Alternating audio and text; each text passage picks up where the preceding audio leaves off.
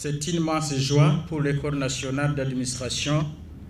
qui représente le ministère de la fonction publique, du travail et de l'emploi pour donner un mot d'ouverture de la tenue de cet atelier de formation clé au bénéfice des élus et responsables et des administratifs au niveau provincial et communal en faveur des cadres et des hauts cadres des provinces de Cibitoke, de Bubanza, de Bujumbura, mais aussi de la mairie de Bujumbura. Permettez-moi alors, distingués invités, d'exprimer ma profonde gratitude et mes sentiments de remerciement en premier lieu au gouvernement du Burundi qui ne cesse de s'investir dans la promotion et l'renforcement des capacités des cadres de l'État dans les domaines clés de l'administration publique burundaise. Mes sincères remerciements s'adressent également au programme des Nations Unies pour le développement PNUD pour son soutien continuel au programme du gouvernement en acceptant d'appuyer techniquement et financièrement les différents projets et programmes dont celui de l'amélioration de l'accès aux services de l'administration et de la justice aux droits passés d'un sigle. Mes sincères remerciements s'adressent également à vous tous ici présents qui, par votre dynamisme et votre volonté, avez répondu positivement à l'invitation du ministre de la fonction publique, du travail et de l'emploi. En fait, mes félicitations s'adressent à la province de Cibitoke qui a accepté d'accueillir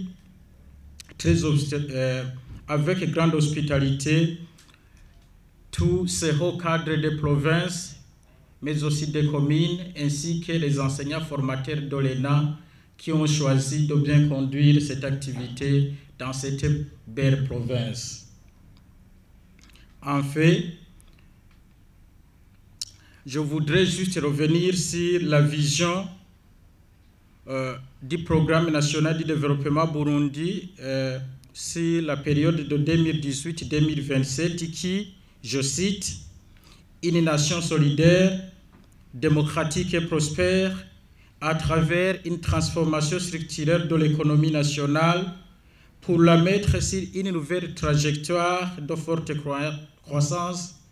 en réduisant profondément les inégalités sociales et la pauvreté rurale et urbaine. » Pour concrétiser cette vision, le plan national de développement s'est fixé comme objectif global de transformer structurellement l'économie burundaise pour une croissance forte, durable, résiliente, inclusive, créatrice d'emplois décents pour tous et induisant l'amélioration du bien-être social. Parmi les 11 piliers du plan national de développement Burundi, le capital humain occupe une position prioritaire. À ce sujet, il est écrit un effort continu et soutenu d'information, d'éducation et de formation sur au moins 2 générations qui est nécessaire pour infléchir fondamentalement les lourdes tendances comportementales qui constituent des contraintes majeures à la transformation économique et sociale. Un tel investissement d'au moins 20 ans offrirait à la nation burundaise, voire à notre région de l'EAC, des ressources humaines de qualité, y compris celles qui vont améliorer la recherche et l'innovation technologique pour réduire substantiellement des recours à l'expertise extérieure. Madame, Messieurs, distingués invités, cette stratégie sectorielle du ministère de la fonction publique, du travail et de l'emploi tire son essence dans le PND Burundi et compte contribuer à la mise en œuvre des missions lui assignées conformément au décret numéro 100/, 083 du 12 octobre 2020 portant sur les missions, organisation et fonctionnement de notre ministère. Ces missions, je voudrais juste vous citer quelques-unes qui renvoient à l'objectif de cet atelier. Il y a celle de préparer en collaboration avec d'autres ministères, en l'occurrence le ministère de l'Intérieur et de ses services concernés, comme les provinces et communes ici présentes, les personnes en formation en vue d'œuvrer pour le développement socio-économique de notre pays, pour la promotion de la paix, de la démocratie et la culture nationale, et ainsi promouvoir le respect des droits de l'homme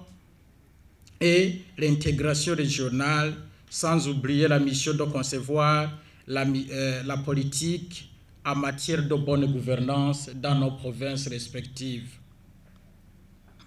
Au niveau de la stratégie sectorielle de notre ministère, les domaines d'intervention se traduisent à travers des programmes et projets répondant aux différents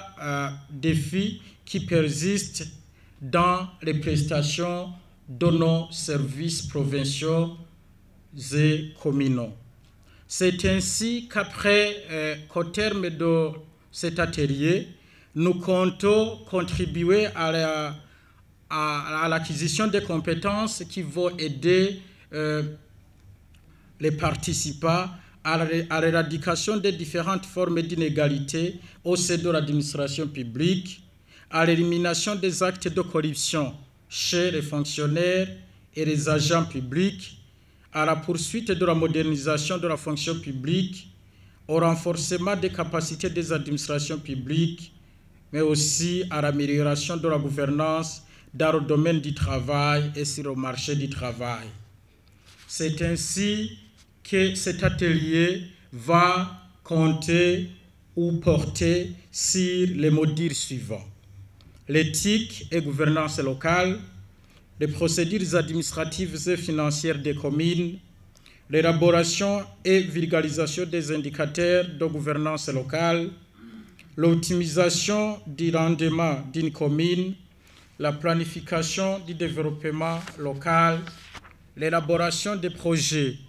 de développement communautaire, mais aussi la gestion des ressources humaines de nos communes respectives. Pour terminer, je voudrais juste encourager les enseignants formateurs de l'ENA pour contribuer à se donner corps et âme comme d'habitude en offrant une formation qui va répondre aux attentes des participants, mais aussi d'inviter les participants à bien suivre ces programmes qui ont un impact majeur positif au niveau des prestations qui vont suivre la fin de la tenue de cet atelier. Et je voudrais aussi rappeler que ces formations diffèrent totalement avec d'autres formations qui sont conduites par ou menées par des associations locales, parce que ces formations revêtent un caractère académique. Les certificats que l'on va vous offrir au terme de ces formations ont un impact académique. Donc, on vous donne des certificats, lesquels certificats montrent les programmes suivis, et ces programmes revêtent des crédits qui ont un caractère capitalisable pour les participants qui voudront bien continuer, par exemple, les études académiques. Donc, les enseignants formateurs d'ici sont des enseignants qui proviennent des universités publiques, les connus au niveau national et international, et les modules qui vont vous être enseignés vont vous aider juste même lorsque vous voulez, par exemple, faire la suite de vos études. Je vous remercie.